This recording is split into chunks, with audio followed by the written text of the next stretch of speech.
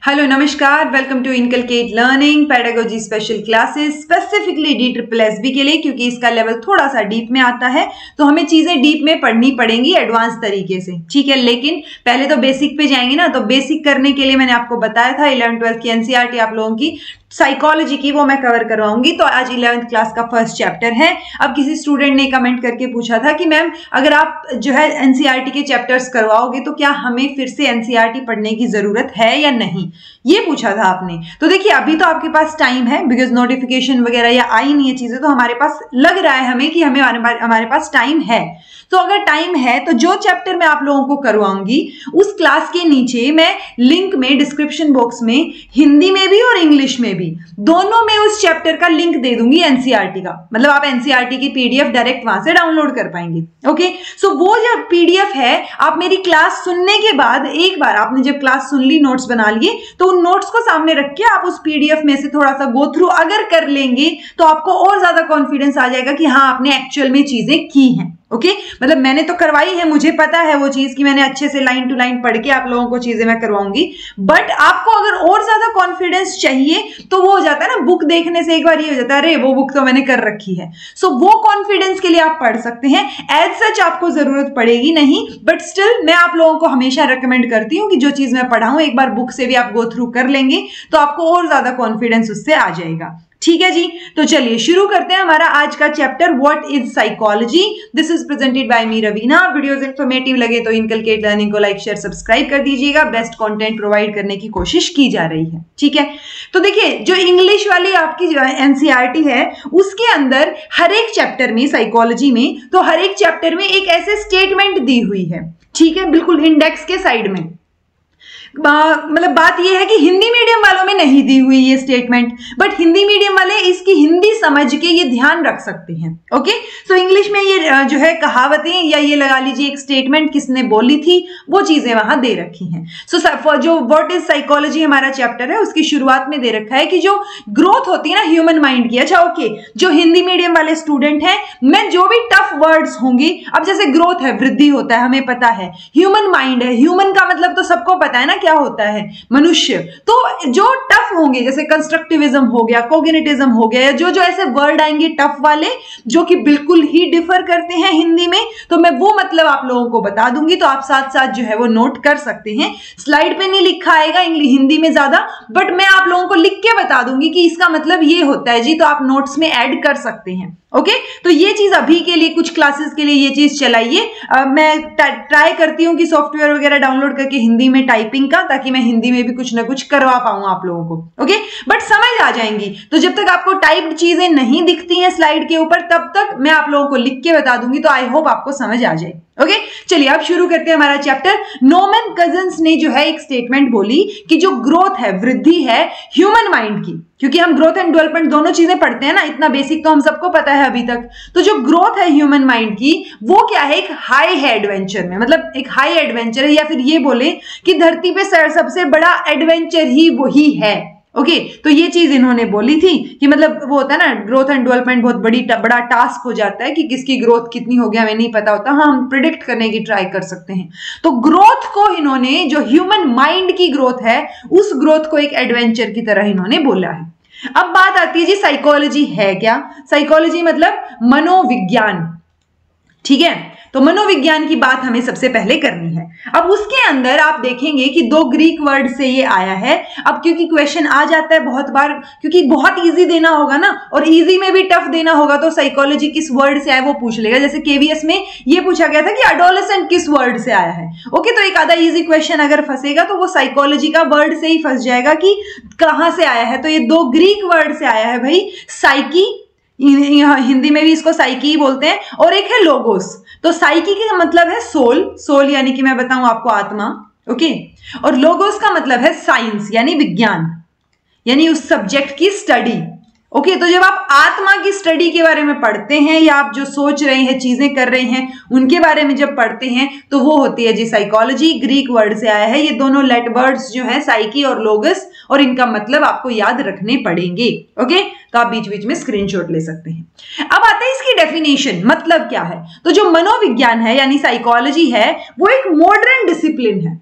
Discipline जहां पे भी आए, अभी वाले जो टर्म्स हैं अपने, अगर स्कूल के लेवल पे नहीं पूछा गया मेजरली, तो डिसिप्लिन का मतलब आप सब्जेक्ट लगा के चल सकते हैं। ओके, और डिसिप्लिन मतलब विद्या शाखा, मतलब आप जो विद्या ग्रहण कर रहे हैं, पढ़ रहे हैं चीजें, उसमें एक ब्रांच है, तो उसको ब्रांच को ही हम डिसिप्लिन बोल रहे हैं।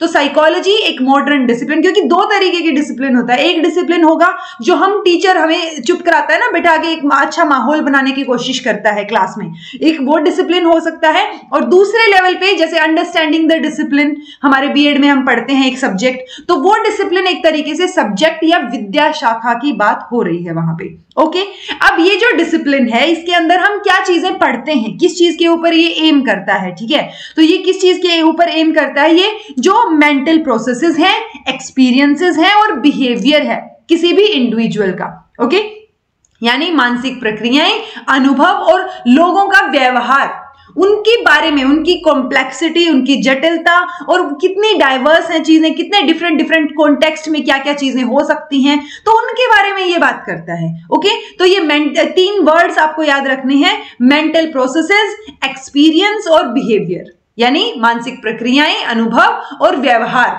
तो इन 3 चीजों के बारे में ये बात करेगा। साइकोलॉजी जो है वो नेचुरल भी और सोशल भी, दोनों तरीके से, मतलब प्राकृतिक साइंस भी और सामाजिक विज्ञान, प्राकृतिक विज्ञान और सामाजिक विज्ञान दोनों का काम कर रहा है। ओके, अब ये जो मेंटल प्रोसेसेस, एक्सपीरियंसेस या बिहेवियर, इनका मतलब क्या है वो तो पता होना चाहिए ना। तो सबसे पहले आता है मेंटल प्रोसेसेस, यानी कि मानसिक प्रक्रियाएं, यानी मन के तौर पे, मानसिक मतलब जो आपके मेंटल लेवल पे कोई एक्टिविटी हो रही है, कोई चीजें हो रही हैं, उनकी बात हो रही है, कोई प्रोसेस चल रहा है, उसकी बात हो रही है, ठीक है। तो जब हम बोल रहे हैं ना कि एक्सपीरियंसेस जो है वो इंटरनल होते हैं, दैट मीन्स वो जो इंसान है, मतलब अब मेरा एक्सपीरियंस क्या है वो आपको तो नहीं पता ना, मैंने ही उसको अनुभव किया है, सबके अपने अपने अनुभव होते हैं, राइट। सो इसमें ये चीज बताई गई है कि जो कॉन्शियसनेस है या जो अवेयरनेस है, कॉन्शियसनेस मतलब चेतना, ठीक है, आप किस चीज के प्रति कितनी चेतना है आपकी, कितने कॉन्शियस हैं आप, या अवेयरनेस है, या जो मेंटल प्रोसेसेस हैं,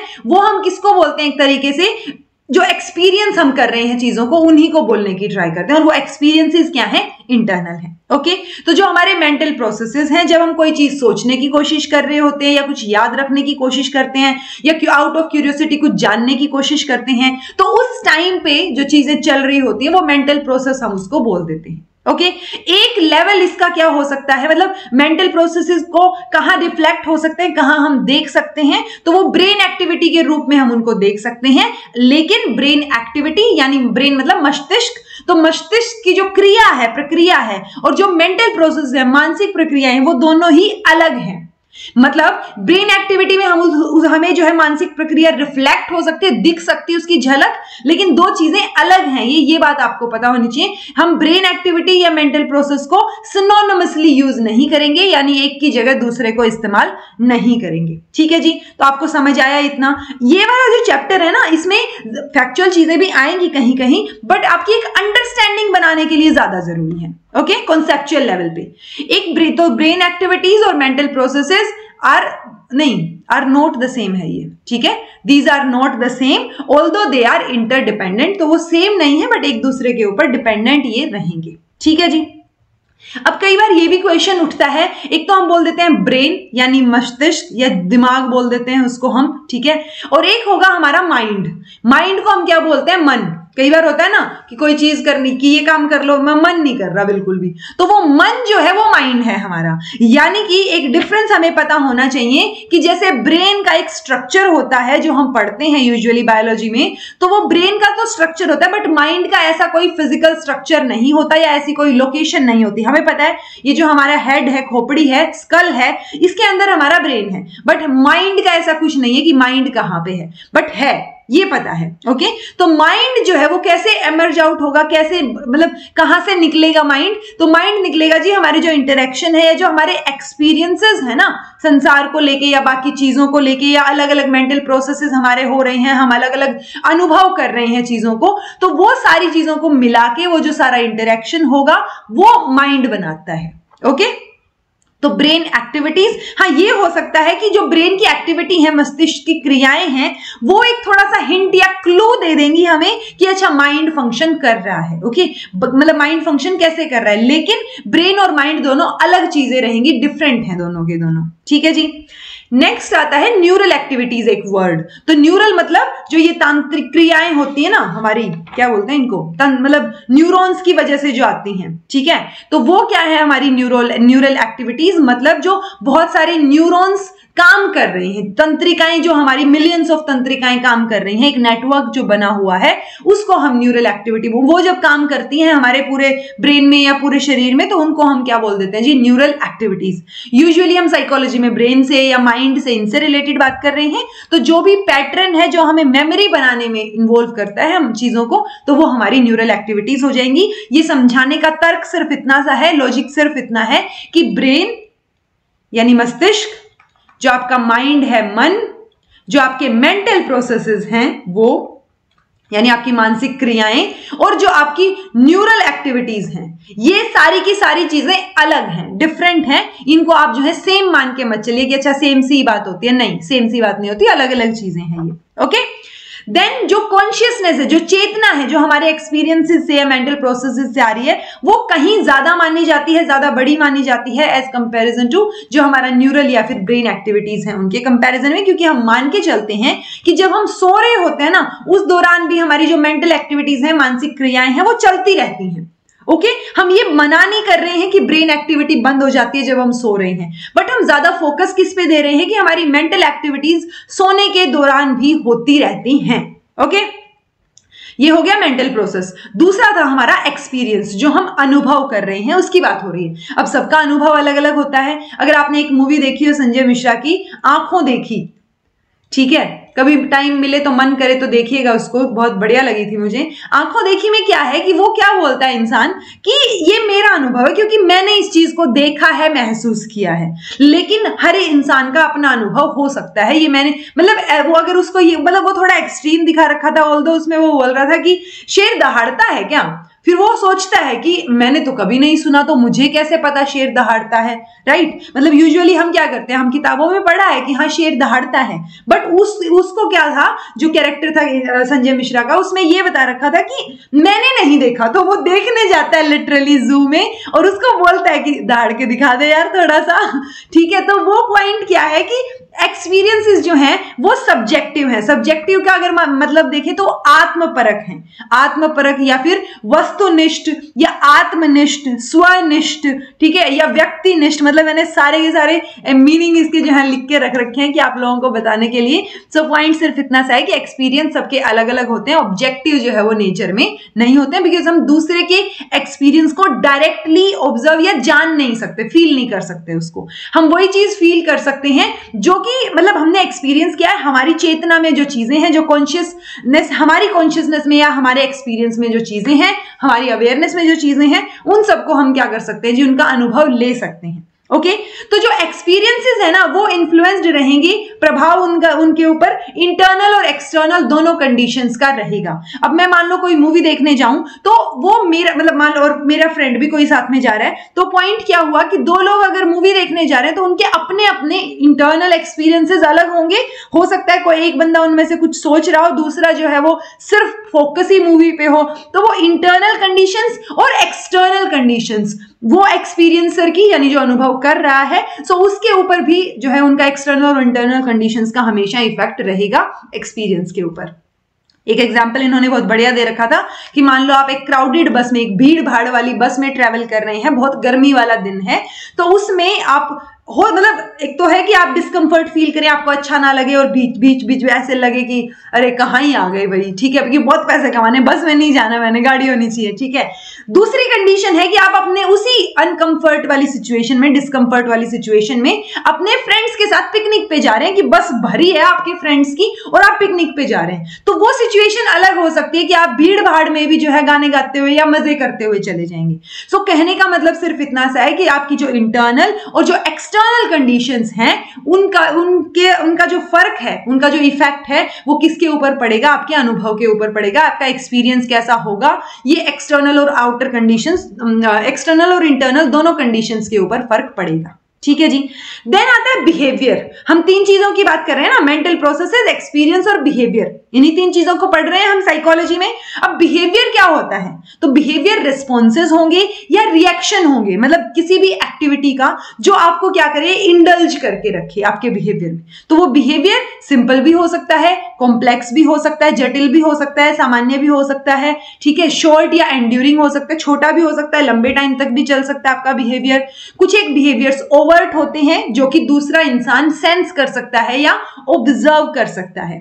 फॉर एग्जाम्पल, मान लो आपका एग्जाम है, और अच्छा ओके, इंटरनल भी हो सकते हैं, ठीक है। तो इंटरनल और एक्सटर्नल, इंटरनल को हम कोवर्ट भी बोलते हैं, तो कोवर्ट या ओवर्ट दोनों हो सकते हैं, इंटरनल भी और एक्सटर्नल भी, बाह्य भी हो सकते हैं और आंतरिक भी हो सकते हैं। ओके, तो जो बिहेवियर की हम बात कर रहे हैं, अगर मैं एग्जाम्पल दूं कि मान लो आपका एग्जाम है और एग्जाम की डेट आ गई और अंदर दिल में हो रही है धुक धुक वाली, मतलब ऐसे कि पता नहीं क्या होगा, लेकिन आप चेहरे पे एक कॉन्फिडेंस दिखाने की कोशिश कर रहे हैं, तो वो जो अंदर चल रहा है ना, वो आपका इंटरनल या कोवर्ट बिहेवियर है, जो धुक धुक वाला पार्ट है, और एक जो सामने आपका दिख रहा है वो आपका एक्सटर्नल बिहेवियर है। ओके, तो एक्सटर्नल इज लाइक सामने वाले को दिख रहा हो। जैसे मैं यही चीज जो है, यही एग्जाम्पल के साथ मैं अमित को समझा रही थी, एंड उसको ऐसे उसने नींद वाला रिएक्शन दिया, तो वो जो नींद वाला रिएक्शन मुझे उसके चेहरे पे दिख रहा है कि हाँ अगला इंसान बोर हो रहा है मेरी बात से, तो वो क्या है जी, ओवर्ट बिहेवियर है, यानी मैं उसको सेंस कर पा रही हूं कि अगला इंसान बोर हो रहा है। ओके, उसके अंदर भी कुछ ना कुछ चल रहा होगा, तो वो जो इंटरनल उसका बिहेवियर है, अंदर जो मन के अंदर चल रहा है, वो इंटरनल बिहेवियर होगा। अब ये दोनों के दोनों जो बिहेवियर्स है ना, वो समहाउ किससे ट्रिगर्ड होते हैं या एसोसिएटेड होते हैं, स्टिमुलस से। यानी जो आपको कोई ना कोई एक हिंट मिला है, कोई चीज मिली है, अभी आपको एग्जाम का पता चला कि एग्जाम आने वाला है, तभी तो वो धुक धुक शुरू हुई ना, तो वो एग्जाम क्या हुआ, एक तरीके से स्टिमुलस हुआ।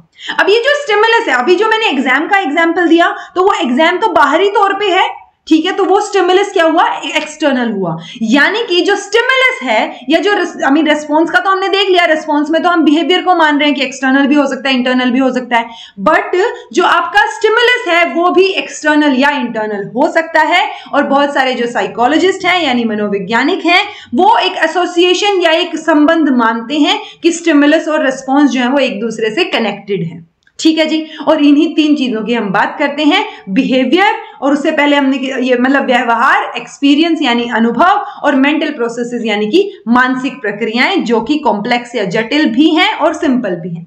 अब साइकोलॉजी को जब हम पढ़ते हैं, तो साइकोलॉजी की तो ये तो हमने बता दिया कि एक डिसिप्लिन है एक तरीके से, जो हम सब्जेक्ट की तरह पढ़ते हैं इसको, बट वो डिसिप्लिन हम सोशल साइंस में लेके चलेंगे या नेचुरल साइंस में लेके चलेंगे, ये भी एक कंफ्यूजन होता है, ठीक है। बट साइकोलॉजी में हम क्या करते हैं ना, एक पैटर्न पढ़ते हैं हम लॉजिकली, तो उस पैटर्न को अगर हम देखें या जो साइंटिफिक मेथड्स को अगर हम देखें, जैसे थियरीज होती है बहुत सारी इसके अंदर भी साइकोलॉजी में, तो वो पैटर्न्स को देखते हुए हम इसको नेचुरल साइंस में भी इंक्लूड करते हैं। और ये सोसाइटी और कल्चर यानी सोशियो कल्चरल एस्पेक्ट के ऊपर भी डिपेंड करता है, उसके बारे में भी पढ़ता है, क्योंकि बिहेवियर पढ़ रहे हैं ना हम, बिहेवियर किसका, सामने वाले का, वो तो सोसाइटी का ही पार्ट हो गया एक तरीके से, तो वो क्या है, उसको मद्देनजर रखते हुए हम सोशल साइंस यानी कि सामाजिक विज्ञान में भी साइकोलॉजी को लेके चलते हैं। ठीक है जी। अब एक टॉपिक आता है अंडरस्टैंडिंग माइंड एंड बिहेवियर। अब हमने माइंड पढ़ लिया, क्या होता है कि कोई फिजिकल स्ट्रक्चर नहीं होती, बट मेंटल प्रोसेसेस के दौरान कोई एक्टिविटीज जो होती हैं वो एक माइंड के ऊपर निर्भर करती हैं। ओके, ब्रेन और माइंड अलग अलग होते हैं, ये भी पढ़ लिया। अब जो माइंड और बिहेवियर है, व्यवहार है हमारा, क्या उसमें कोई कोरिलेशन है? तो पहले जो साइंटिस्ट हैं उन्होंने ये बोला था कि ऐसा कोई रिलेशन जो है माइंड और बॉडी के बीच में, बॉडी तो एक बिहेवियर शो करेगी ना हमारा, तो माइंड और बॉडी के बीच में ऐसा कोई रिलेशनशिप जो है वो देखने को नहीं आता, वो एक दूसरे के पैरेलल चलते हैं यानी साथ साथ चलते हैं। बट जो रिसेंट की स्टडीज है, रिसर्च है, उसने ये क्लियरली बताया है कि एक रिलेशनशिप माइंड और बिहेवियर में होता है, यानी कि अगर हम पॉजिटिव एनवायरमेंट रखें, पॉजिटिव चीजें रखें, पॉजिटिव विजुअलाइजेशन टेक्निक हो, अगला इंसान पॉजिटिव अच्छा फील कर रहा है, तो हम बॉडीली प्रोसेसेस में भी एक पॉजिटिव चेंज जो है वो सिग्निफिकेंट चेंज, सिग्निफिकेंट मतलब हमें दिख पाएगा, तो वो सिग्निफिकेंट चेंज जो है वो हम ला सकते हैं। ओके, इसमें इन्होंने बहुत सारे एग्जाम्पल भी दिए हैं। जैसे इन्होंने बोला कि एक व्यक्ति है, किसी ने उस पे ड्वेक करके एक लेडी है, उन्होंने इस पे एक्सपेरिमेंट किया, उन्होंने ये एग्जाम्पल बताया कि एक इंसान है जिसका जो है वो हाथ कट गया है किसी रीजन की वजह से, किसी जो है एक्टिविटी में, लेकिन वो इंसान इतना पॉजिटिव है और इतना पॉजिटिवली उस चीज के बारे में सोच रहा है कि उसका हाथ है, ठीक है, यानी कि वो मतलब इमेजिन करके चलता है हमेशा कि वो बिल्कुल परफेक्ट है, दोनों हाथ उसके हैं। ये सेम और मान लो उसके सामने अगर चाय का कप रखा हो तो अगर वो उसी हाथ की छाया जो है उसको आगे बढ़ा के उठाने की कोशिश करेगा। ठीक है, अब ये प्रश्न अलग है कि वो उठाएगा कैसे, बट उससे पहले ही हमने उस कप को अगर पीछे खींच लिया कि यार ऐसे तो गिर जाएगा ये, तो उस इंसान को गुस्सा आता है कि ये क्या किया, मतलब है मेरे पास दोनों हाथ, मैं उठा सकता हूं। ठीक है, सो वो चीज क्या है, वो एक माइंड और बॉडी का कनेक्शन है, और उसी कनेक्शन को समझाने की बात यहां साइकोलॉजी में की गई है। और इसकी वजह से या इसकी हेल्प से हम क्या कर सकते हैं, जैसे एक प्लेसिबो इफेक्ट हम पढ़ते हैं ना, और उस प्लेसिबो इफेक्ट में हम क्या देखते हैं कि मान लो किसी को हम मतलब अगले इंसान को हम ये फील करवा रहे हैं कि उसको वो चीज मिल रही है। फॉर एग्जांपल एक इंसान बीमार है और उस बीमार व्यक्ति को हमने मान लो कैंसर है, तो ये एक्सपेरिमेंट कई बार एग्जांपल के तौर पे आ जाता है कि बहुत सारे लोग जो हैं यहाँ पे कैंसर पेशेंट्स हैं, उन कैंसर पेशेंट्स में हमने क्या किया, 10 लोग हैं अगर, तो हमने 9 को क्या किया, दवाई दी एक्चुअल में, लेकिन 10वें इंसान को ऐसे दिखेगा कि उसको दवाई मिली है, बट उसको एक्चुअल में जो दवाई दी जानी चाहिए, बॉडी में जानी चाहिए, वो अरे तो वो दवाई उसके पास है नहीं। यानी कि हमें ध्यान रखना है कि उन 9 लोगों को एक्चुअल में दवाई मिल रही है, 10वें को नहीं मिल रही है, लेकिन वो 10वें में भी वही चेंजेस, उसका ठीक होने का चेंज जो है वो हमें नजर आ रहा है, जो कि क्या प्रूव करता है कि उसके मन को लग रहा था कि उसको दवाई मिल रही है, बट उसकी बॉडी को एक्चुअल में वो दवाई नहीं मिल रही थी। ओके, तो वो मन का बॉडी के साथ कनेक्शन है, वो चीज भी एक एग्जाम्पल यहाँ पे आ सकता है कि आपको ऐसे फील करना है। एक और एग्जाम्पल आप ले सकते हैं, जैसे मान लो आप जिम जाएं, क्योंकि आजकल मैं जा रही हूं तो मैं एग्जांपल दे सकती हूँ। ठीक है, तो आप अगर कोई वेट उठाते हैं तो वो आपको अंदर से फील आनी चाहिए कि हाँ भाई मेरे ऐसे डोले शोले बन रहे हैं। ओके, तो वो फील ज्यादा काम की होगी रादर देन आपने फिजिकली तो वर्कआउट कर लिया, लेकिन आपका माइंड, आपका दिमाग जो है और आपका जो मन है वो कहीं और ही था। ओके, तो वो जो मन जब कहीं और होगा तो आपका ध्यान पूरा का पूरा उस एक्टिविटी में है नहीं, तो उसके रिजल्ट्स आपको बहुत कम देखने को मिलेंगे। ठीक है, तो आपका पूरा का पूरा ध्यान अगर वहां है तो बिहेवियर में वो चेंजेस नजर आएंगे पॉजिटिवली, वो चीज बोली। तो इसकी हेल्प से हम कुछ एक जो है साइकोलॉजिकल डिसऑर्डर्स या जो फोबियाज हैं उनको क्योर कर सकते हैं, उनको ठीक कर सकते हैं, ये माइंड और बिहेवियर के कनेक्शन वाली चीज से। और वहां से एक निकल के आता है साइको न्यूरो इम्यूनोलॉजी, ये एक अलग से डिसिप्लिन निकल के आता है, जिसको हम क्या बोलेंगे, मैं हिंदी में भी लिख देती हूं एक बार, एक second. Okay okay okay okay okay, अरे इरेज क्यों नहीं, अच्छा ओके, तो उसमें हम क्या करेंगे जी, मन संत्रिकीय, ठीक है, मन संत्रिकीय रोग प्रतिरोधक विज्ञान, तो इसको लिख लीजिएगा, रोग प्रतिरोधक विज्ञान। ठीक है, तो ये क्या है जी, एक साइको न्यूरो इम्यूनोलॉजी, जिसमें हम ये बता रहे हैं कि माइंड को हम कैसे यूज कर सकते हैं, माइंड का क्या इंपॉर्टेंट रोल है इम्यून सिस्टम को स्ट्रॉन्ग बनाने में। ठीक है, जैसे मैंने जिम वाला एग्जांपल दिया, तो माइंड का बहुत बड़ा रोल है कि मान लो आप जिम जा भी नहीं रहे, लेकिन आप ऐसे फील कर रहे हो, रोज खड़े होके एक्सरसाइज करने की कोशिश, मतलब सिर्फ इमेजिनेशन तौर पे कि आप कर रहे हो, आपके पास इंस्ट्रूमेंट्स वगैरह नहीं है, बट आप फील कर रहे हो उस चीज को, तो वो माइंड जो है वो एक इम्यून सिस्टम को स्ट्रेंथन करने में हेल्प कर सकता है। इस चीज पे एम्फेसिस दिया गया, और इस चीज की स्टडी किस में होगी, साइको न्यूरो इम्यूनोलॉजी में इसकी स्टडी होगी। ठीक है, अब कुछ एक ना बहुत सारी धारणाएं भी हैं साइकोलॉजी को लेके, तो वो धारणाएं ही हैं, वो यहाँ पे समझा रखा है। जैसे बहुत सारी पॉपुलर थियरीज होती हैं बिहेवियर से related, okay, on common sense, based on common sense, कि ये तो कॉमन सेंस वाली बात है ना। ठीक है, तो वो कॉमन सेंस वाली बात जब इन्वेस्टिगेट की जाए साइंटिफिकली, तो कई बार वो सही प्रूव हो जाती है, कई बार वो गलत प्रूव हो जाती है, लेकिन हम यूजुअली फैक्चुअली तौर पे अगर देखें तो हमें ये मिलेगा कि जो कॉमन सेंस वाली एक्सप्लेनेशन देते हैं हम कई बार ह्यूमन बिहेवियर में, वो अंधेरे में तीर चलाने वाली सिचुएशन है। Okay, so are based on hindsight, मतलब अंधेरे में तीर चलाने वाली चीज। जैसे इन्होंने एक एग्जांपल दिया कि आपका बहुत क्लोज फ्रेंड है जो आपसे अट्रैक्टेड है, वो दूर जा रहा है कहीं, ठीक है, तो वो एक लॉन्ग डिस्टेंस फ्रेंडशिप आपकी हो जाती है।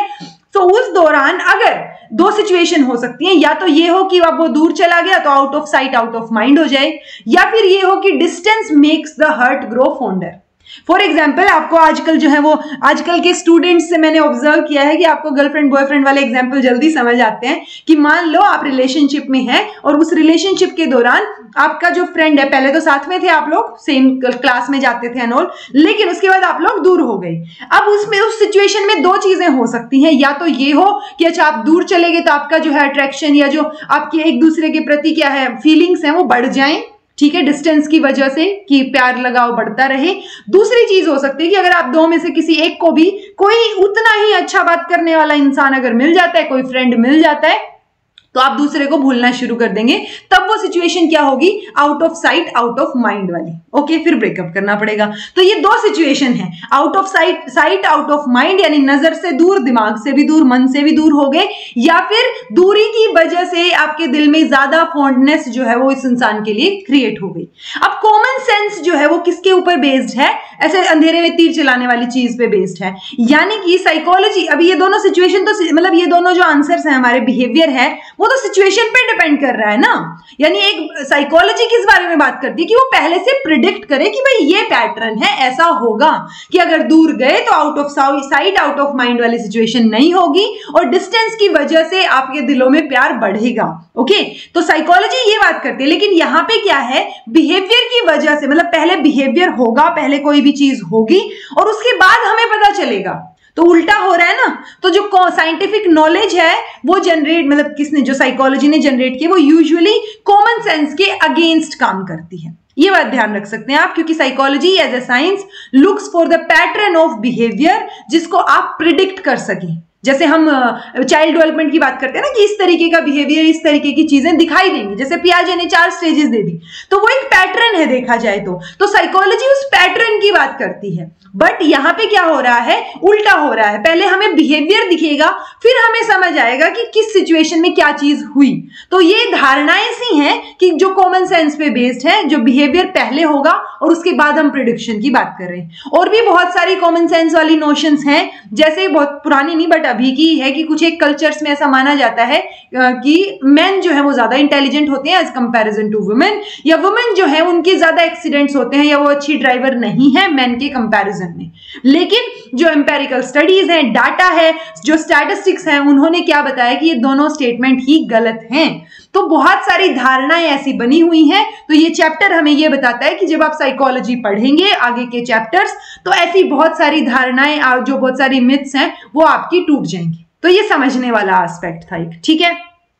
यहां से आता है जी समझने वाला प्लस फैक्चुअल एस्पेक्ट, जो आपको नोट डाउन करना पड़ेगा। पहला तो नोट डाउन आपने आई थिंक वो कर लिया होगा, जो मैंने आपको शुरू में बताया था कि 2 ग्रीक वर्ड से आया है ये, साइकी और लोगस, वो नोट डाउन करने वाली बात है। अब नेक्स्ट बात आती है इवोल्यूशन ऑफ साइकोलॉजी, कि साइकोलॉजी का इवोल्यूशन कहां से हुआ, क्या चीजें हुई। तो अगर हम फॉर्मल बिगिनिंग की बात करें, क्योंकि यूजुअली तो हम लोग ही आपस में रोज साइकोलॉजिस्ट वाले कार्य करते हैं, काम करते हैं कि हम जो है सामने वाला इंसान कैसे बिहेव करेगा, क्या करेगा, उसके बारे में प्रेडिक्शंस या चीजें या अंदाजा लगाते रहते हैं, वो वाली सिचुएशन। तो वो साइकोलॉजी या मनोवैज्ञानिक तो हम रोज ही बने रहते हैं। बट फॉर्मल बिगिनिंग की अगर हम बात करें मॉडर्न साइकोलॉजी की, तो 1879 जहां पे विल्हम वुंड ने फर्स्ट साइकोलॉजी लेबोरेटरी लिप्जिग में जर्मनी में ये ओपन की थी। इनको फादर ऑफ एक्सपेरिमेंटल साइकोलॉजी भी बोला जाता है। ये पॉइंट टू बी नोटेड है माय लॉर्ड, तो आप लोग इसको पॉइंट को नोट कर लीजिए, क्योंकि वुंड जो है वो इंटरेस्टेड थे किस चीज में, कॉन्शियसनेस को एक्सपीरियंस करने में। मतलब वो ये जानना चाह रहे थे कि जो माइंड है हमारा वो किस तरीके के बिल्डिंग ब्लॉक से बना है, यानी हम स्ट्रक्चर के ऊपर फोकस कर रहे थे, हम स्ट्रक्चर जानना चाह रहे थे, ठीक है, कि किस तरीके से वो बना है। ओके, तो यहाँ पे वुंड के टाइम पे बहुत सारे साइकोलॉजिस्ट और भी थे जो कि माइंड के स्ट्रक्चर को एनालाइज करना चाह रहे थे। ओके, और वो एनालाइज किस तरीके से करना चाह रहे थे, थ्रू इंट्रोस्पेक्शन। इंट्रोस्पेक्शन होता है अंतर्निरीक्षण, यानी अंदर से जो चीजें आ रही हैं उनके बेसिस पे। ओके, तो आप क्या इंट्रोस्पेक्ट कर रहे हैं, तो वो स्ट्रक्चर के ऊपर फोकस था, इसलिए इनको स्ट्रक्चरलिस्ट भी बोला जाता है। तो सबसे पहले यही लोग आते हैं, मतलब हम बिहेवियरिज्म, कॉग्निटिज्म वो पढ़ते हैं ना, उनसे भी पहले की बात हो रही है ये। ओके, तो सबसे पहले बात आती है स्ट्रक्चरलिस्ट की, जिसमें विल्हम वुंड से शुरू हो रही है चीजें। फर्स्ट साइकोलॉजी की लेबोरेटरी इन्होंने ओपन की थी जर्मनी में, ठीक है। इंट्रोस्पेक्शन क्या होता है, जो हम अंतर्निरीक्षण की बात कर रहे हैं, एक तो ना मुझे साथ साथ लिखना पड़ेगा, ठीक है, निरीक्षण, ठीक है भाई, आई थिंक बाकी तो समझ आ ही रहा होगा हिंदी वालों को। सो अगर हम फर्दर बात करें तो इंट्रोस्पेक्शन एक प्रोसीजर रहेगा, एक प्रक्रिया रहेगी जिसके अंदर जो इंडिविजुअल है या जो सब्जेक्ट है, मान लो मैं एक सब्जेक्ट हूं और मुझ पे साइकोलॉजिकल एक्सपेरिमेंट हो रहा है, तो मुझसे डिटेल में चीजें पूछी जाएंगी, मेरे एक्सपीरियंसेस पूछे जाएंगे। ठीक है, तो वो बता कौन रहा है, मैं बता रही हूं अंतर निरीक्षण करके, अंदर से जो चीजें आ रही हैं जो मैंने एक्सपीरियंस की हैं। सो उसके बेसिस पे, मतलब मेरे एक्सपीरियंस के लिख के या देख के उसको एनालाइज करके हम क्या जानना चाह रहे हैं, हम माइंड का स्ट्रक्चर जानना चाह रहे हैं। ठीक है जी, किसके बेसिस पे, अंतर निरीक्षण यानी इंट्रोस्पेक्शन के बेसिस पे। तो हमने अभी तक क्या पढ़ा, सबसे पहले हमने स्ट्रक्चरलिस्ट पढ़ा जो कि किसके ऊपर फोकस कर रहे हैं, स्ट्रक्चर ऑफ माइंड के ऊपर थ्रू इंट्रोस्पेक्शन। लेस साइंटिफिक है ये कंपैरेटिवली, तो अगर लेस साइंटिफिक है तो बाद में कोई ना कोई नई चीज तो आएगी। तो नेक्स्ट चीज आती है फंक्शनलिस्ट। अच्छा, स्ट्रक्चरलिज्म को बोलते हैं जी संरचनावाद।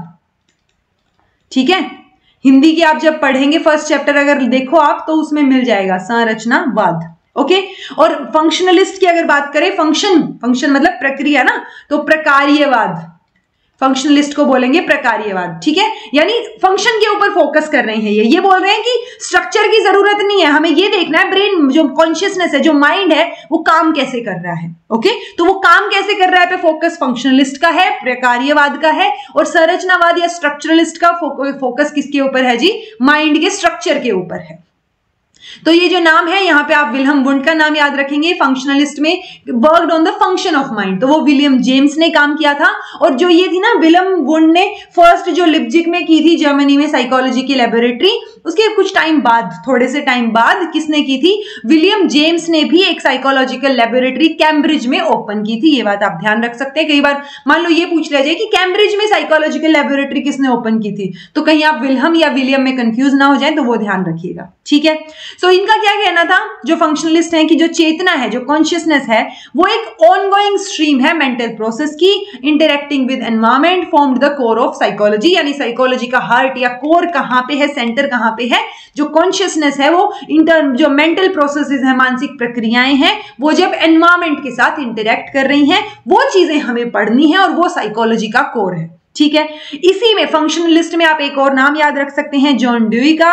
उन्होंने भी फंक्शनलिज्म को यूज किया ये आर्ग्यू करने के लिए कि जो ह्यूमन बीइंग है, जो मनुष्य है, वो seek to function effectively environment को अडेप्ट करके, यानी एनवायरमेंट क्या इंटरेक्शन की बात कर रहे हैं ना साइकोलॉजी वाले में भी, हम यहाँ भी, कि एनवायरमेंट के साथ जो इंटरेक्शन होगा उस टाइम, मतलब मेंटल प्रोसेसेस का एनवायरमेंट के साथ जब इंटरेक्शन होगा, तालमेल होगा, उस टाइम पे जो चीजें हम पढ़ेंगे, जो तब एक ऑनगोइंग कॉन्शियसनेस, एक चेतना निकल के आ रही है, उसी के एग्जाम्पल लेके, उसी को यूज करके जॉन ड्यूई ने भी ये चीज बोली कि ह्यूमन बीइंग जो है वो कैसे काम करना पसंद करते हैं, वो इफेक्टिवली तब काम कर पाएंगे जब वो एनवायरमेंट या जो वातावरण है उनका, उसके प्रति खुद को अडेप्ट कर पाएंगे, खुद को उसके प्रति ढाल पाएंगे। ठीक है, then 20th century, early 20th century में एक नया पर्सपेक्टिव आता है जेस्टाल्ट साइकोलॉजी।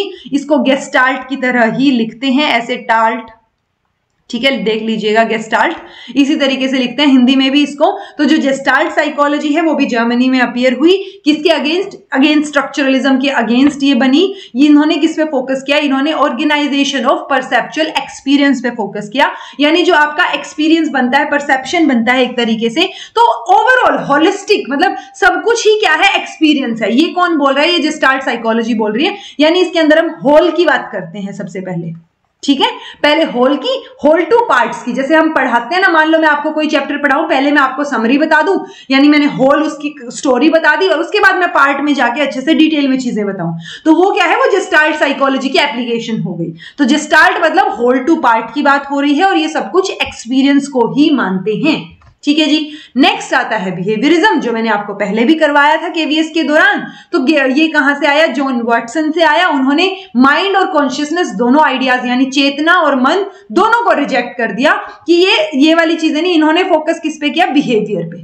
तो जब ये किससे प्रभावित थे, ये पैवलोव के क्लासिकल कंडीशनिंग का जो अप्रोच था, जो एक्सपेरिमेंट था डॉग के लिए, उससे काफी प्रभावित थे, क्योंकि पैवलोव को भी एक नोबेल प्राइज मिला था, ऑल्दो डाइजेस्टिव सिस्टम के ऊपर काम करने पे मिला था, बट मिला था। ओके, तो पैवलोव को नोबेल प्राइज, आप ध्यान रखेंगे, आगे एक पूरी की पूरी टेबल आएगी, वहां से आप याद रख सकते हैं उसको। ठीक है, बिहेवियरिज्म में ही एक और नाम बहुत फेमस है, सिगमंड फ्रॉइड, क्योंकि इन्होंने ऐसे तहलका सा मचा दिया था, क्योंकि जब इन्होंने ह्यूमन नेचर की बात की तो इन्होंने सेक्सुअलिटी की बात की, और जब जहां पे भी सेक्स वर्ड आ गया वहां पे सोसाइटी में हंगामा तो मचना ही है, तो वो यहाँ पे हंगामा इन्होंने उठा दिया था जी उनकी रेडिकल व्यू से।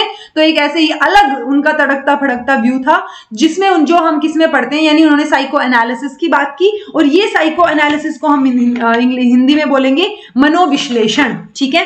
तो वो मनोविश्लेषण जो उन्होंने किया, साइको एनालिसिस जिन्होंने किया, तो उससे जो है एक थोड़ा सा ऐसे वो हो गया था कि अच्छा ये जो है, जैसे वो इलेक्ट्रा और ओडिपस कॉम्प्लेक्स पढ़ा था ना हमने, कि लड़की जो है वो अपने पिता की तरफ अट्रैक्टेड रहेगी और लड़का जो है अपनी माता की तरफ। तो वो क्या था, क्योंकि वो एस्पेक्ट इन्होंने सेक्सुअलिटी का दिया था कि ऑपोजिट सेक्स है इसलिए वो अट्रैक्टेड है, ठीक है। ऑल्दो एक हेल्दी वे में सेक्सुअल अट्रैक्शन की बात इन्होंने की थी, बट जहां पे भी मैंने बताया जैसे कि सेक्स की बात आ गई तो वहां पे इन्होंने फिर वो रेडिकल व्यू पॉइंट इनका माना गया था। To understand and cure psychological disorder, तो इन्होंने साइको एनालिसिस की बात की ताकि हम बाकी डिसऑर्डर्स या चीजों को क्योर कर पाए। ओके, तो साइको एनालिसिस की जब भी बात आए तो सिगमंड फ्रॉइड को याद रखिएगा। अच्छा, बिहेवियरिज्म के बाद ह्यूमनिस्ट की भी बात आई, जैसे कार्ल रोजर्स जो ह्यूमनिस्टिक थियरी हम पढ़ते हैं, अब्राहम मैस्लो की नीड वाली थियरी हम पढ़ते हैं, इन्होंने किस पे फोकस किया? ह्यूमनिस्ट को बोलेंगे जी मानवतावादी परिदृश्य। बिहेवियरिज्म मतलब व्यवहारवाद और ह्यूमनिस्ट मतलब मानवतावादी परिदृश्य, या मानव मतलब बेसिकली ह्यूमन या मानव ना, उसके ऊपर फोकस है। सो इन्होंने किस पे एम्फेसाइज किया, किस पे जोर डाला?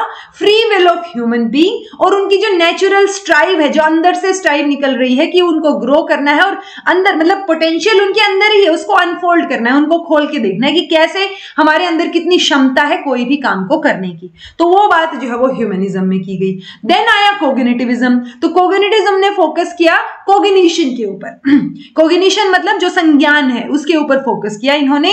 उन्होंने क्या बोला कि is the process of knowing, यानी कि जो बिहेवियर की बात हो रही थी ना अभी कुत्ते वाले एक्सपेरिमेंट में, पेवलोव में, बिहेवियरिज्म में, अब कोग्निटिविज्म में बात हो रही है कि आप सोचेंगे कैसे कि जो सलाइवा रिलीज हो रहा है पेवलोव के डॉग वाले एक्सपेरिमेंट में, वो क्यों, कैसे, दिमाग में क्या चल रहा है डॉग के, तो वो प्रोसेस के ऊपर फोकस कर रहे हैं। तो ये किस पे फोकस कर रहे हैं? इट इन्वॉल्व्स थिंकिंग, सोचने पे, समझने पे, परसीव करने पे उसको, ठीक है, मेमोराइज करने पे और प्रॉब्लम को सोल्व करने पे, ठीक है। And a host of other mental processes by which our knowledge of world develops, तो पूरी की पूरी हम प्रोसेस के बारे में जानना चाह रहे हैं कि प्रक्रिया जो हो रही है वो कैसे हो रही है, तो उसके ऊपर जो फोकस है वो कोग्निशन, संज्ञान के ऊपर फोकस है, वो कोग्निटिविज्म रहेगा जी, ठीक है। इन्होंने ये भी बोला, इनफैक्ट कुछ एक जो मनोवैज्ञानिक थे, यहाँ पे साइकोलॉजिस्ट थे, कि जो ह्यूमन माइंड है ना, जो मन है, वो इंफॉर्मेशन प्रोसेसिंग सिस्टम है, जैसे कंप्यूटर होता है। ओके, तो वो प्रोसेस करेगा इंफॉर्मेशन को। तो कोग्निटिविज्म बात करता है कि वो प्रोसेस कैसे करेगा। ओके, तो वो कैसे की बात यहां होती है। कंस्ट्रक्टिविज्म में एक मॉडर्न कोग्निटिव साइकोलॉजी इसको बोलते हैं, क्योंकि कोग्निशन जैसी ही बातें हो रही है बट थोड़ा मॉडर्न लेवल पे हो रही हैं, जिसमें हम आधुनिक लेवल पे, जिसमें हम बात कर रहे हैं कि ह्यूमन ब्रेन जो है वो एक्सप्लोर करेगा चीजों को और नॉलेज को कंस्ट्रक्ट करेगा, यानी बनाएगा अपने तरीके से। जैसे पियाजे ने भी बोला था ना कि बच्चे नॉलेज को कंस्ट्रक्ट करते हैं, ठीक है। तो इसके बाद पियाजे ने बच्चों की नॉलेज के ऊपर बात की कि उनके अंदर चीजें होती हैं वो कंस्ट्रक्ट करके सीखते हैं। वाइगोट्स्की ने जो है बात की कि वो सोसाइटी की हेल्प से सीखते हैं, तो वो सोशियो कल्चरल एस्पेक्ट जो है वो वाइगोट्स्की लेके आए, ठीक है जी। सो ये हो गया जी इवोल्यूशन। अब बात करते हैं कि इंडिया में साइकोलॉजी का डेवलपमेंट कैसा रहा। यहां से फैक्चुअल क्वेश्चन अगर आया तो बनने के चांसेस हैं, बिकॉज कोई भी फैक्चुअल पार्ट 11th-12th की एनसीईआरटी से हमें छोड़ना नहीं है। अगर आप कॉन्टिन्यूटी में जब तक आपका एग्जाम होगा ना, आप एक स्टोरी की तरह याद करेंगे कि अच्छा पहले ये हुआ था, फिर विलियम वुड ने ये किया था, विलियम ने ये किया था, तो वो आपको कॉन्टिन्यूटी में एक स्टोरी की तरह याद रखेंगे ना, तो रटने की जरूरत नहीं पड़ेगी। ओके, अब हम बात करेंगे development of psychology in India. तो सबसे पहली जो सिलेबस था एक्सपेरिमेंटल साइकोलॉजी का, वो कलकत्ता यूनिवर्सिटी में जो है इंट्रोड्यूस किया गया, डिपार्टमेंट ऑफ फिलोसफी में। ओके, सो कई बार बोल दिया जाता है कि साइकोलॉजी की फाउंडेशन किस में लाया करती है, फिलोसफी में लाया करती है, वो हमें यहां दिख भी रहा है। ओके, फर्स्ट साइकोलॉजी की लेबोरेटरी इसी जगह पे 1915 में खुली, शुरू कर दी गई। कलकत्ता यूनिवर्सिटी ने ही पहला डिपार्टमेंट ऑफ साइकोलॉजी शुरू किया 1916 में। ओके, तो ये चीज ध्यान रखने वाले कि साइकोलॉजी शुरू कहां से हुई जी, 1916 में पहला डिपार्टमेंट ऑफ साइकोलॉजी इंडिया में खुला कैलकाटा यूनिवर्सिटी में। दूसरा उन्होंने डिपार्टमेंट ऑफ अप्लाइड साइकोलॉजी की बात की गई, जिस वो 1938 में अप्लाइड के ऊपर हम आ गए। ओके, अब डॉक्टर एन सेन गुप्ता जो कि यूएसए में ट्रेंड थे, और यूएसए में कहां पे, जो वुंड थे ना, जहां पे विलियम वुंड थे, वुंड उनके सिनेरियो में या उनके एक्सपेरिमेंटल ट्रेडिशनल जो एनवायरमेंट था वैसी जगह पे उन्होंने ट्रेनिंग ली थी।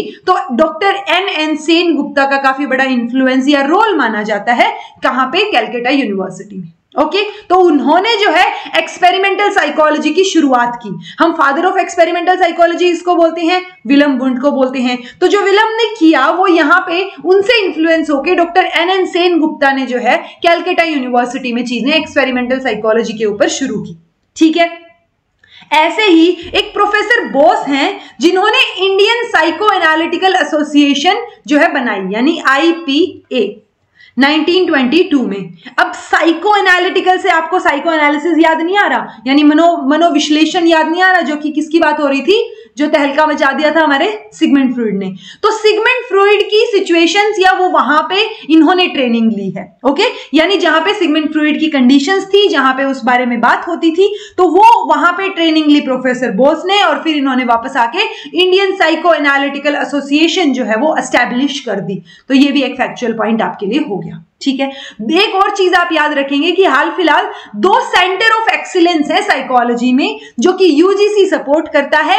एक तो है जी उत्कल यूनिवर्सिटी भुवनेश्वर, और दूसरा है यूनिवर्सिटी ऑफ इलाहाबाद।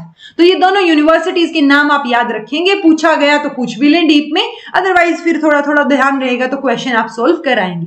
तो ये 2 सेंटर ऑफ एक्सीलेंस है साइकोलॉजी में, और सपोर्ट कौन करता है, यूजीसी भुवनेश्वर और इलाहाबाद, याद रखेंगे। देन एक और चीज आती है दुर्गानंद सिन्हा, उन्होंने एक किताब लिखी, उस किताब का नाम था psychology in a third world country, the Indian experience. तो यहाँ पे साइकोलॉजी कैसी रही है और एक इंडियन एक्सपीरियंस को देखते हुए उन्होंने जो इंडिया में एक्सपीरियंस लिया उन चीजों का, तो दुर्गानंद सिन्हा ने जो किताब लिखी 1986 में जो पब्लिश हुई, उसमें इन्होंने 4 फेजेस की बात की कि जो हिस्ट्री है ना मॉडर्न साइकोलॉजी की एज ए सोशल साइंस, वो 4 फेजेस में है। एक तो इंडिपेंडेंस से पहले, उस फेज में एक्सपेरिमेंटल, साइको एनालिटिकल और साइकोलॉजिकल टेस्टिंग रिसर्च के ऊपर काम चल रहा था। एक्सपेरिमेंटल साइकोलॉजी जो हमने ऊपर बात की, साइको एनालिटिकल मनोविश्लेषण वाली बात जो सिगमंड फ्रॉइड ने की, और साइकोलॉजिकल वे में। दूसरा फेज आता है 1960s तक, इंडिपेंडेंस से 1960s तक, जिसमें हम बीइंग एन इंडियन, क्योंकि हम आजादी हुए थे उस टाइम पे, तो हम जानना चाह रहे थे अपनी जगह, हम एक्सपेंड करना चाह रहे थे चीजों को, हम चाह रहे थे कि जो वेस्टर्न लेवल पे साइकोलॉजी में हो रहा है उसको हम कैसे लिंक करें इंडियन कॉन्टेक्स्ट में। ठीक है, और इन्होंने क्या किया यहाँ पे, फिर साइकोलॉजिस्ट ने यहाँ किया कि जो वेस्टर्न आइडियाज थे, जैसे विलियम वुंड ने जो काम किया, सिगमंड फ्रॉइड ने जो काम किया, जो बाहर काम हुआ साइकोलॉजी पे, हम उस काम को इंडियन सिनेरियो और इंडियन सिचुएशन में समझने की कोशिश कर रहे थे। ठीक है, फिर आता है 1960 के बाद वाला फेज, जिसमें प्रॉब्लम ओरिएंटेशन रिसर्च के ऊपर फोकस हुआ कि हमारी इंडियन कॉन्टेक्स्ट में क्या क्या प्रॉब्लम्स जनरेट हो रही हैं और कैसे हमें उनको सॉल्व करना है। तो वो प्रॉब्लम ओरिएंटेड रिसर्च के ऊपर फोकस हो गया। देन उसके बाद अगर लेट 1970s की बात करें तो हमने टोटली वेस्टर्न फ्रेमवर्क को नकारने की बात कही कि भाई वेस्टर्न वाली चीजें छोड़ो, अब हमें फोकस किस पे करना है कि जो इंडिया में जो फ्रेमवर्क है, जो चीजें हैं, जो कल्चरल सोशली रेलेवेंट होंगी चीजें, वो फ्रेमवर्क हमें बनाना है साइकोलॉजी में। तो इंडियन साइकोलॉजिस्ट ने एक समझ डेवलप करने की कोशिश की, एक ऐसा फ्रेमवर्क डेवलप करने की कोशिश की जो कि इंडियन कॉन्टेक्स्ट में बेटर हो और वेस्टर्न से उसका लिंक जो है वो ज्यादा ना हो। वेस्टर्न को इन्होंने रिजेक्ट कर दिया। ठीक है, अब ये है जी एक लैंडमार्क्स कुछ एक दे रखे हैं मॉडर्न साइकोलॉजी में। सबसे पहला नाम, अब इसमें आपको सारे के सारे ईयर याद रखने की जरूरत है नहीं, कुछ एक नाम है इंपॉर्टेंट वो आप याद रख सकते हैं, पर एक बार इसको सारा लीजिएगा। तो विलियम वुंड का तो नाम मैंने याद करवाई दिया आपको, इन्होंने पहली साइकोलॉजी की लेबोरेटरी खोली थी लिप्जिग में, जर्मनी। ठीक है, फिर विलियम जेम्स भी हमने पढ़ लिया जब इवोल्यूशन पढ़ा था, तो इन्होंने ये पब्लिश किया जी प्रिंसिपल्स ऑफ साइकोलॉजी। तो ये बुक का नाम आप याद रख सकते हैं, एक अलग पेज पे ये पूरा का पूरा डाटा आप नोट कर सकते हैं और यही यही डाटा आपकी एनसीईआरटी की बुक में दे रखा है, देखो यहां लिख भी रखा है एनसीईआरटी नोट टू बी रिपब्लिश्ड, लेकिन हम पढ़ने के लिए यूज कर सकते हैं, ठीक है, तो रिपब्लिश नहीं कर सकते कमर्शियल पर्पस के लिए। अच्छा, फिर फंक्शनलिज्म आया जो हमने बात की थी, तो फंक्शनलिज्म 1895 के अराउंड आया, ये डेट याद रखने की जरूरत नहीं है, आपको पूरी सीरीज याद होनी चाहिए कि अच्छा पहले स्ट्रक्चरलिज्म की बात हो रही है, फिर फंक्शनलिज्म की बात हो रही है, उसके बाद किस किस चीज की बात हुई, जो कंटिन्यूटी में मैंने आपको 6-7 चीजें बताई कंस्ट्रक्टिविज्म तक, वो आपको ध्यान होना चाहिए, सीरीज हायरार्की। ओके, फिर सिगमंड फ्रॉइड ने साइको एनालिसिस डेवलप किया, ये तो आप सबको याद ही है। इवान पेवलोव ने नोबेल प्राइज जीता, जो मैंने आपको बताया भी था, किसमें, उनके डाइजेस्टिव सिस्टम के काम के ऊपर। ओके, इंटेलिजेंस टेस्ट डेवलप किया जी बिने और साइमन ने, ये याद रखना भी जरूरी है, 1905 की बात हो रही है। 1912 में जेस्टाल्ट साइकोलॉजी का जन्म हो गया जर्मनी में, तो देखिए यहाँ पे ये साइकोलॉजी भी जर्मनी में ही खुली है, साइकोलॉजी की लेबोरेटरी, तो जर्मनी से चीजें शुरू हुई, यहाँ आप ऐसा लगा सकते हैं। First psychology department Calcutta university में एस्टेब्लिश हुआ, then psychology is included in Indian science congress association, तो इसका ISCA, तो ये यहाँ पे भी साइकोलॉजी इंक्लूड कर दी गई, यानी क्योंकि इसका में क्या होता है ना, साइंटिफिक चीजें इंक्लूडेड रहती हैं, यानी साइकोलॉजी को एक साइंस की तरह, मैंने बोला था ना नेचुरल साइंस भी है और ये और सोशल साइंस भी है, तो एक साइंस की तरह इसका में एक तरीके से इंक्लूड कर लिया गया। देन इंडियन साइकोलॉजिकल एसोसिएशन, जो अभी अभी बताया था, किसने ओपन की थी वो कमेंट करके बताइएगा, ठीक है, अभी अभी बताया था ना, professor Bose, John B Watson, इन्होंने क्या पब्लिश किया, बिहेवियरिज्म पे एक बुक ही पब्लिश कर दी इन्होंने 1924 में, ये याद रखने वाली बात है। और उसी साल 1924 में ही हमारी इंडियन साइकोलॉजिकल एसोसिएशन भी फाउंड हुई। फिर NN सेनगुप्ता या जो राधा कमल मुखर्जी हैं, उन्होंने पहली टेक्स्ट बुक पब्लिश की सोशल साइकोलॉजी के ऊपर। फिर 1949 में psychological research wing of the defence science organisation of India is established, यानी अब साइकोलॉजी को हर तरीके से यूज किया जाने लग गया, सिर्फ ऐसा ही नहीं कि एक डिसिप्लिन की तरह ये काम कर रही हो।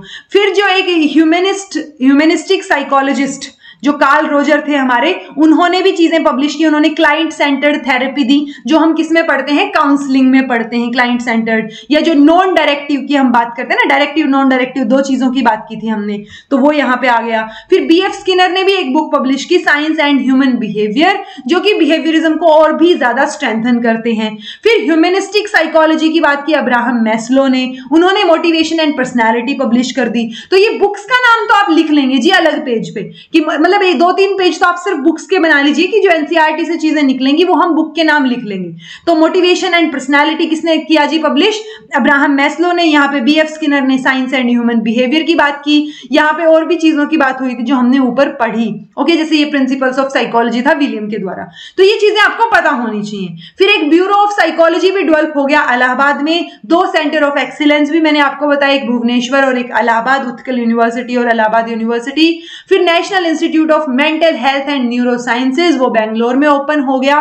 मतलब ये सीरीज में आपको थोड़ी ध्यान रहेंगी, तो आपको अगर हायरार्की लगानी आ गई तो वो डिफिकल्टी नहीं होगी, ठीक है। फिर एक मेंटल डिजीज के लिए हॉस्पिटल खुला, इसको ध्यान रखने की ज्यादा जरूरत है नहीं। कोनराड लोरेंज निकोटिनबर्गन, इन्होंने भी एक नोबेल प्राइज जीता फिर, ठीक है। फर्दर फिर अगर हम बात करें हर्बर्ट सिमन की, तो इन्होंने एक और नोबेल प्राइज जीता, डिसीजन मेकिंग काम, मतलब डिसीजन मेकिंग कैसे होगी उस पे काम किया। डेविड ह्यूबर्ट टॉर्सन विजिल विन ने भी एक नोबेल प्राइज जीता for the research on vision cells in brain. तो ये सारी की सारी चीजें ब्रेन से, साइकोलॉजी से रिलेटेड हैं, इसलिए यहाँ पे ये पूरा का पूरा बना के हमें दे रखा है। आप ये नोबेल प्राइज वाले तो फिर भी बहुत ज्यादा हो गए, यहाँ पे उनको रहने दीजिएगा। उसके अलावा जो हमने चीजें पढ़ी है इवोल्यूशन में, उनको याद रखिएगा, सेंटर ऑफ एक्सीलेंस याद रखिएगा, ये बुक्स के नाम याद रखिएगा किसने कौन सी चीज दी है, ओके। अब इसी के चलते बहुत सारी और भी ब्रांचेस आ जाती हैं साइकोलॉजी की। अब जो जो नाम आपको दिखेगा ना, जैसे कॉग्निटिव साइकोलॉजी है, तो कॉग्निशन यानी संज्ञान की बात हो रही है। जब संज्ञान के ऊपर फोकस हो कि कैसे माइंड काम कर रहा है, उस पर फोकस हो, तो वो कॉग्निटिव साइकोलॉजी हो गई। बायोलॉजिकल साइकोलॉजी, साइकोलॉजी के बायोलॉजिकल एस्पेक्ट पे काम कर रही है। डेवलपमेंटल साइकोलॉजी, जैसे पर्टिकुलर एज में किस तरीके से डेवलपमेंट होगा, जो हम जैसे पियाजे या और डेवलपमेंटल पढ़ते हैं ना स्टेजेस, तो वो डेवलपमेंटल साइकोलॉजी में आ जाएंगे। सोशल सोशल साइकोलॉजी में सोसाइटी के लेवल पे जो बिहेवियर्स हम मेजर करते हैं, मतलब मेजर नहीं ऑब्जर्व करते हैं, तो वो सोशल साइकोलॉजी में आ जाएंगे। देन क्रॉस कल्चरल और कल्चरल साइकोलॉजी जो कि मेजरली कल्चर के ऊपर या अलग अलग कल्चर के ऊपर फोकस करेगी, ठीक है। एनवायरमेंटल साइकोलॉजी एनवायरमेंट पे फोकस करेगी। हेल्थ साइकोलॉजी हेल्थ के एस्पेक्ट में, यानी जैसे हॉस्पिटल्स में भी तो साइकोलॉजिस्ट होते हैं ना, जो कि स्ट्रेस से कैसे डील करना है या अगर डिप्रेशन हो रहा है तो क्या करना है, तो वो वहां यहाँ पे एस्पेक्ट आ जाएगा हमारा। क्लिनिकल और काउंसलिंग साइकोलॉजी, तो वो अगेन स्ट्रेस या मेंटल सिचुएशन जो कि ट्रेंड होते हैं स्पेसिफिकली, काउंसलिंग में यही तो होता है ना, ट्रेंड स्पेशलिस्ट होता है उस चीज में। देन इंडस्ट्रियल और ऑर्गेनाइजेशनल साइकोलॉजी आ गई, जैसे इंडस्ट्री में होती है ना चीजें कि इंडस्ट्री में वर्कर्स का कैसा मेंटल सिचुएशन है, ऑर्गेनाइजेशन में कैसे चीजें चल रही हैं, तो वहां पे साइकोलॉजी के एस्पेक्ट की बात हो रही है। एजुकेशनल साइकोलॉजी में हमें ऑलरेडी पता है कि एजुकेशन में हम साइकोलॉजी का इस्तेमाल कैसे कर सकते हैं, तो अगर हमें साइकोलॉजी के बारे में पता होगा तो हमें बच्चों की भी मनस्थिति पता होगी, तो हम भी एक तरीके से थोड़ा सा मतलब अनट्रेंड मनोवैज्ञानिक की तरह काम कर सकते हैं कि एजुकेशन में हम कैसे साइकोलॉजी का इस्तेमाल करके रिजल्ट्स को बेटर लेके आ सकते हैं स्कूल लेवल पे या कॉलेज लेवल पे। देन स्पोर्ट्स साइकोलॉजी की कैसे आप साइकोलॉजी को बेटर करके, एक पॉजिटिव एस्पेक्ट को बेटर करके स्पोर्ट्स में बढ़िया चीजें या एक अच्छा रिजल्ट लेके आ सकते हैं, जो भी स्पोर्ट्स में स्टूडेंट वो होते हैं ना एथलीट्स वगैरह, उनकी बात हो रही है। तो ओवरऑल हम ये मान के चल रहे हैं कि ऑल्दो हमें पता था कि फिलोसफी एक तरीके से फाउंडेशन मानी जाती है साइकोलॉजी की, बट अभी एक डिमांड हमारी निकल के आती है इंटर या फिर मल्टी डिसिप्लिनरी अप्रोच। ओके, तो ये मैंने आपको ऑलरेडी शॉर्ट्स में भी समझाया था कि इंटर, मल्टी और ट्रांस डिसिप्लिनरी का मतलब क्या है। ओके, तो इंटर मतलब दो चीजों की बात हो रही है कि अगर मैं साइकोलॉजी को एजुकेशन में कैसे यूज करूं या मैं साइकोलॉजी को इकोनॉमिक्स में कैसे यूज करूं। ओके, तो वो चीज क्या हो गई, एक तरीके से हम विद इन द बाउंड्रीज की बात कर रही हैं, ठीक है, तो वो क्या हो गया इंटरडिसिप्लिनरी। मल्टी में थोड़ा सा ब्रॉड एस्पेक्ट आ गया और ट्रांस में थोड़ा सा ज्यादा ब्रॉड एस्पेक्ट आ गया, करवा रखा है ये, ठीक है। तो साइकोलॉजी जो है जी हर चीज से रिलेटेड है, चाहे वो पॉलिटिकल साइंस हो, एजुकेशन हो, इकोनॉमिक्स हो, म्यूजिक एंड फाइन आर्ट्स हो, philosophy, computer science, medicine, architecture, engineering, sociology, mass communication, law and criminology. So हर चीज में कहीं ना कहीं साइकोलॉजिस्ट या साइकोलॉजी जो है वो इन्वॉल्व रहेगी। जो जहां पे साइकोलॉजिस्ट की तरह काम करेगा तो उसको वैसा ही साइकोलॉजिस्ट बोल देंगे। जैसे अगर क्लिनिकल साइकोलॉजिस्ट है तो वो क्लिनिकल हो गया क्योंकि वो क्लिनिकल लेवल पे काम कर रहा है। एजुकेशनल साइकोलॉजिस्ट हो सकता है, तो अलग अलग लेवल के फिर साइकोलॉजिस्ट भी हो सकते हैं जो व्यक्ति उस फील्ड में काम करेगा, ठीक है जी। सो आई थिंक मैंने बता दिया, कंस्ट्रक्टिविज्म को निर्मितिवाद बोलते हैं, कॉग्निटिविज्म को संज्ञानवाद। तो मैंने सारी की सारी चीजें आज तो हिंदी में भी टर्म्स आपको बताई हैं। सो आई होप आपको ये चैप्टर ओवरऑल समझ आया हो, एक बेसिक अंडरस्टैंडिंग प्लस इवोल्यूशन की बात की, कहां के बाद क्या चीजें आई साइकोलॉजी में, उसके ऊपर फोकस देते हुए कि साइकोलॉजी है क्या, किसके बारे में बात करता है। जो हमने तीन चीजें पढ़ी, मेंटल प्रोसेसेस, एक्सपीरियंस, बिहेवियर, उन सब के बारे में बात करता है। तो ओवरऑल ये हमारा फर्स्ट चैप्टर यहाँ पे डन, कंप्लीट होता है, what is psychology. Next chapter next class में बात करेंगे। आई होप आपको समझ आया हो। हिंदी वाले बच्चे भी कमेंट करके मुझे बताइएगा कि समझ आया या नहीं। मैं आप लोगों से सिर्फ इतनी सी उम्मीद करती हूँ कि आप लोग मुझे रिस्पॉन्ड करेंगे कि आपको समझ आया या नहीं आया। अगर नहीं आया तो क्या चीज नहीं समझ आई, क्योंकि जो स्टूडेंट्स अभी रेगुलरली देखेंगे वो फिर कमेंट्स उनके अगली क्लास में या उससे अगली क्लास में कंटिन्यूटी में रिप्लाई में करने की कोशिश करूंगी ताकि उनके डाउट्स जो है वो क्लियर हो सके। ओके, तो this was all about today. Thank you so much for watching. Be happy, keep smiling, subscribe to inculcate learning and be consistent in your studies. जब तक एग्जाम आता है रोज थोड़ा थोड़ा पढ़िए। रोज अगर मैं एक चैप्टर करा रही हूँ, आधा चैप्टर करा रही हूँ, वो आप कर लेंगे तो भी एग्जाम तक आपका काफी कुछ सिलेबस जो है वो कवर हो जाएगा, ठीक है जी। So this was all about today. Be happy, keep smiling.